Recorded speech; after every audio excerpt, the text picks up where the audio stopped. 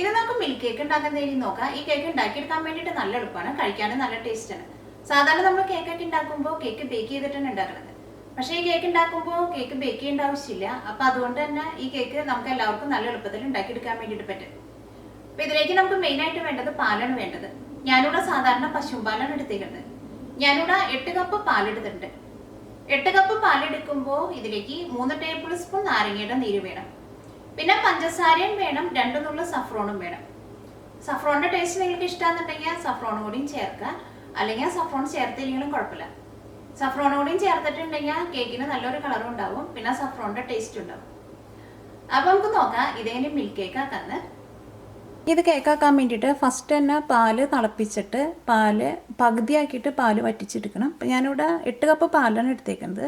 അപ്പോൾ അത് 4 കപ്പായിട്ട് പാല് വറ്റിച്ചിട്ട് എടുക്കണം. അതിന് വേണ്ടിയിട്ട് ഈ പാത്രത്തിലേക്ക് 8 കപ്പ് പാല് ചേർക്കാം.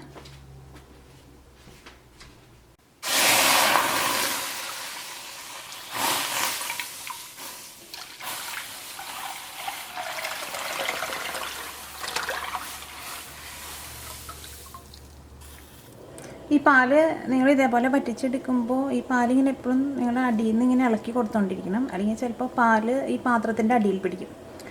അപ്പോൾ നമ്മുടെ കേക്കിൻ്റെ കളറ് ശരിക്കും കിട്ടില്ല. പാല് പകുതി വറ്റിച്ചെടുത്തിട്ടുണ്ട്. ഇനി ഇതിലേക്ക് 3 ടേബിൾ സ്പൂൺ നാരങ്ങയുടെ നീര് ചേർക്കാം.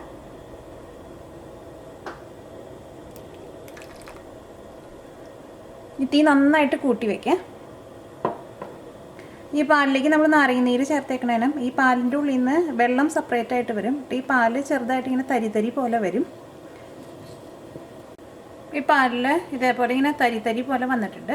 ഇനി ഇതിലേക്ക് പഞ്ചസാര ചേർക്കാം. ഞാനിതിലേക്ക് 1.25 കപ്പ് പഞ്ചസാരയാണ് ചേർക്കുന്നത്.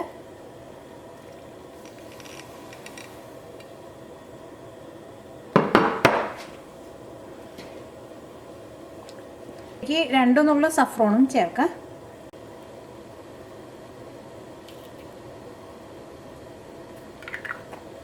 ആ സഫ്രോൺ ചേർത്ത് കഴിഞ്ഞ് കഴിയുമ്പോൾ ഈ പാലിന് ചെറുതായിട്ടൊരു യെല്ലോ കളർ വരും.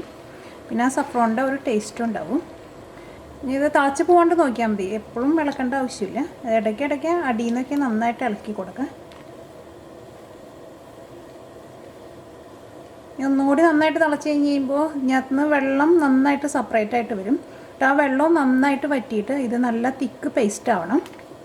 ഇതിനകത്തുനിന്ന് ഇപ്പോൾ വെള്ളം സെപ്പറേറ്റ് ആയിട്ട് വന്നിട്ടില്ല. ഇതിനകത്ത് ഇങ്ങനെ തരി പോലെ വന്നേക്കുന്നത് വളരെ കുറച്ചായിട്ടാണ് വന്നേക്കുന്നത്.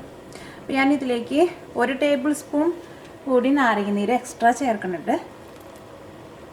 അത് നിങ്ങൾ ഏറ്റവും ആദ്യം 3 ടേബിൾ സ്പൂൺ ചേർക്കുക. അത് കഴിഞ്ഞിട്ട് അതങ്ങനെ സെപ്പറേറ്റ് ആയിട്ട് വന്നില്ലെങ്കിൽ അതനുസരിച്ചിട്ടുള്ള നാരങ്ങനീര് ചേർത്ത് കൊടുക്കുക.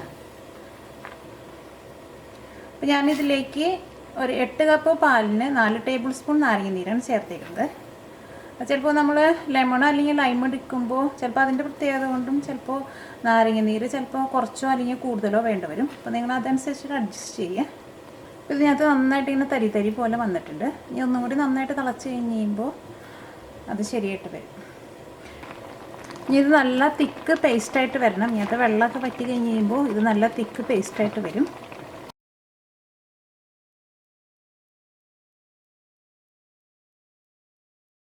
അപ്പോൾ ഇത് നന്നായിട്ട് തിക്കായിക്കൊണ്ടിരിക്കുകയാണ്.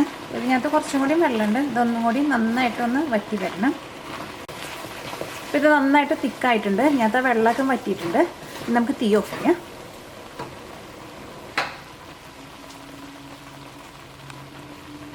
ഇത് സെറ്റാകാൻ വേണ്ടിയിട്ട് ഈ പാത്രത്തിലേക്ക് ഒഴിച്ച് വെക്കണം. അപ്പോൾ നിങ്ങൾ ഒഴിച്ച് വെക്കുന്ന പാത്രത്തിൽ ഈ സൈഡിലും ഇതിൻ്റെ അടിയിലേക്കും ചെറുതായിട്ടൊന്ന് ബട്ടറൊന്ന് തേച്ച് കൊടുക്കണം.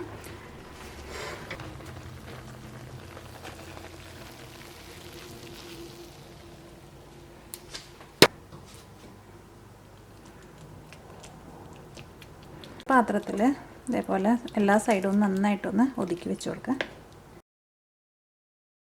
ഇത് സെറ്റാകാൻ വേണ്ടിയിട്ട് ഫ്രിഡ്ജിൽ വയ്ക്കുക. ഫ്രീസറിലല്ല വെക്കേണ്ടത്, ഫ്രിഡ്ജിൽ വയ്ക്കുക. അത് കഴിഞ്ഞിട്ട് ഇത് നന്നായിട്ട് തണുത്ത് കഴിഞ്ഞ് കഴിയുമ്പോൾ അത് നമുക്ക് ഓരോ പീസായിട്ട് കട്ട് ചെയ്തെടുക്കാൻ വേണ്ടിയിട്ട് പറ്റും. അപ്പോൾ കേക്ക് തണുത്തിട്ടുണ്ട്. ഇപ്പോൾ മുകളിൽ ഇങ്ങനെ തൊട്ട് നോക്കുമ്പോൾ ഇതിൻ്റെ ചൂടൊക്കെ മാറിയിട്ടുണ്ട്. പിന്നെ പാത്രവും തൊട്ട് നോക്കുമ്പോൾ പാത്രത്തിന് ചെറുതായിട്ടൊരു ചൂടുണ്ട്. കാരണം ഇത് നന്നായിട്ട് തണുക്കാൻ വേണ്ടിയിട്ട് നിൽക്കണ്ട. അതിന് മുമ്പ് നമുക്കിത് വേറൊരു പാത്രത്തിലേക്ക് പകർത്താം. അല്ലെങ്കിൽ ഇത് നന്നായിട്ട് തണുത്ത് പോയിട്ടുണ്ടെങ്കിൽ പിന്നെ ഇത് വേറെ പാത്രത്തിലേക്ക് പകർത്താൻ വേണ്ടിയിട്ട് കുറച്ച് പാടായിട്ട് ഈ സൈഡിൽ നിന്ന് ഇതേപോലെ നമുക്ക് പതുക്കെ ഒന്ന് വിടിയിച്ചെടുക്കാം. ഈ ഒരു പാത്രം ഇതേപോലെ ഇങ്ങനെ കമത്തി വെച്ചിട്ട് ഇതിങ്ങനെ കമത്തിയിട്ടെടുക്കുക.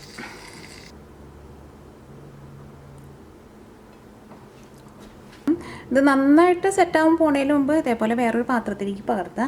അല്ലെങ്കിൽ നന്നായിട്ട് തണുത്ത് പോയിട്ടുണ്ടെങ്കിൽ പിന്നെ അത് ആ പാത്രത്തിൽ നിന്ന് പകർത്താൻ വേണ്ടിയിട്ട് കുറച്ച് പാടായിരിക്കും. അത് കഴിഞ്ഞിട്ട് ഇത് ഒന്നും കൂടിയും സെറ്റാകാൻ വേണ്ടിയിട്ട് ഫ്രിഡ്ജിൽ വെക്കണം. ഇത് നന്നായിട്ട് സെറ്റായി കഴിഞ്ഞ് കഴിയുമ്പോൾ ഈ കേക്ക് ഒന്നും കൂടി നന്നായിട്ട് ഹാർഡായിട്ടിരിക്കും. ഇപ്പോൾ ഇത് പീസായിട്ട് നമ്മൾ കട്ട് ചെയ്തെടുക്കുമ്പോൾ നമുക്ക് കറക്റ്റായിട്ട് നല്ല പീസായിട്ട് കട്ട് ചെയ്തെടുക്കാൻ വേണ്ടിയിട്ട് പറ്റില്ല. ഇപ്പോൾ ഇത് കുറച്ച് സോഫ്റ്റായിട്ടാണ് ഇരിക്കുന്നത്. ഇനി ഇത് നന്നായിട്ട് തണുത്ത് കഴിഞ്ഞ് കഴിയുമ്പോൾ ഒന്നും കൂടിയും ചെറുതായിട്ടൊന്ന് ഹാർഡായിട്ട് വരും. ഇതൊന്നും കൂടി തണുക്കാൻ വേണ്ടിയിട്ട് ഫ്രിഡ്ജിലേക്ക് വയ്ക്കാം.